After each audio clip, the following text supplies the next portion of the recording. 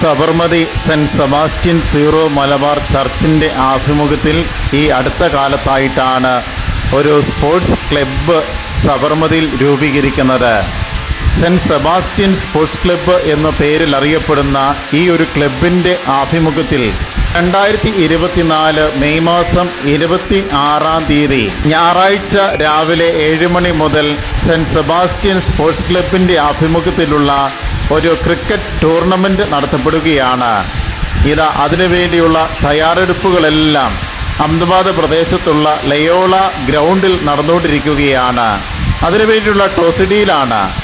ആദ്യ ടീമുകളെല്ലാം റെഡിയാണ്.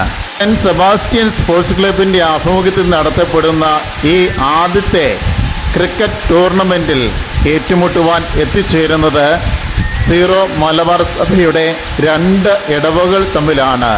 ഒന്ന് മണിനഗർ ആണെങ്കിൽ മറ്റേത് Sabarmati saint Sebastian Syro Malabar ചർച്ചുമായിട്ടാണ്. ഈ ടീമുകളും റെഡിയാണ്. ഈ ടീമുകളും ടോസ് നേടിയതിന് ശേഷം പിന്നീട് ക്യാപ്റ്റൻ്റെ നേതൃത്വത്തിലുള്ള നല്ല ഡിസ്കഷൻ നടന്നുകൊണ്ടിരിക്കുകയാണ്. എങ്ങനെ തന്ത്രപരമായിട്ട് ഈ ഒരു കളി മുന്നോട്ട് നീക്കാം, ആ ഒരു ആലോചനയിലാണ് ക്യാപ്റ്റൻ്റെ നേതൃത്വത്തിൽ ഇരു ടീമുകളും നടത്തിക്കൊണ്ടിരിക്കുന്നത്. അതിനുശേഷം നേരെ അവർ ഗ്രൗണ്ടിലേക്ക് ഇറങ്ങുകയായിരുന്നു. നല്ല മികച്ച ഒരു പ്രകടനം കാഴ്ചവെക്കുക എന്നുള്ള ഉദ്ദേശത്തോടുകൂടി ആവേശപൂർവ്വം അവർ കളിക്കുകയായിരുന്നു.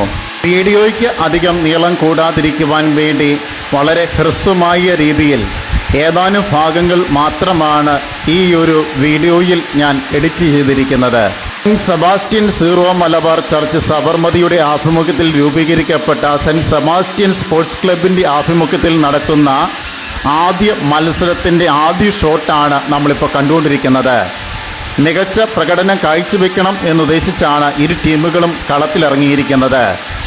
ഇപ്പോൾ ബാറ്റിംഗ് നടത്തിക്കൊണ്ടിരിക്കുന്നത് saint Sebastian Syro Malabar church സബർമതിയാണ്. ബോളിങ്ങിൻ്റെ മികച്ച പ്രകടനവുമായിട്ട് ഗ്രൗണ്ടിലുള്ളത് മണിനഗർ സീറോ മലബാർ ചർച്ചിലെ ഏതാനും ചുണക്കുട്ടികളാണ്. അവർ ഏറ്റുമുട്ടിക്കൊണ്ടിരിക്കുന്നു. ഏകദേശം 12ഓളം ടീമുകളാണ് ഈ ഒരു മത്സരത്തിൽ പങ്കെടുത്തത്. അതികഠിനമായ ചൂടിനെ അവഗണിച്ചുകൊണ്ടാണ് 12 ടീമുകളും കളത്തിലിറങ്ങി ഈ മത്സരത്തെ നേരിട്ടിരിക്കുന്നത്. കൃത്യം പറഞ്ഞു കഴിഞ്ഞാൽ അഹമ്മദാബാദ് പ്രദേശത്ത് 46 ഡിഗ്രി കത്തി നിൽക്കുന്ന സമയത്ത് ഗ്രൗണ്ടിലിറങ്ങി കളിക്കുക എന്ന് പറയുന്നത് അത്ര നിസ്സാര കാര്യമല്ല. ഇവിടെ ജനിച്ചു വളർന്ന ഈ ഒരു ടീം അംഗങ്ങളെ സംബന്ധിച്ചിടത്തോളം അവർക്ക് ഇതിനെ പ്രതിരോധിക്കുവാനുള്ള പ്രകൃതിയ ഉള്ള വലിയ ഒരു ശക്തി പ്രത്യേകമായിട്ട് ലഭ്യമായിട്ടുണ്ട്. പുറമേ നിന്ന് ഒരാളാണ് മത്സരിക്കാൻ വരുന്നെങ്കിൽ തീർച്ചയായിട്ടും കുഴഞ്ഞു വീഴുവാനുള്ള സാധ്യതകൾ ഏറെയാണ്. 2 ദിവസങ്ങളിലായിട്ടാണ് ഈ മത്സരങ്ങൾ നടന്നിരിക്കുന്നത്.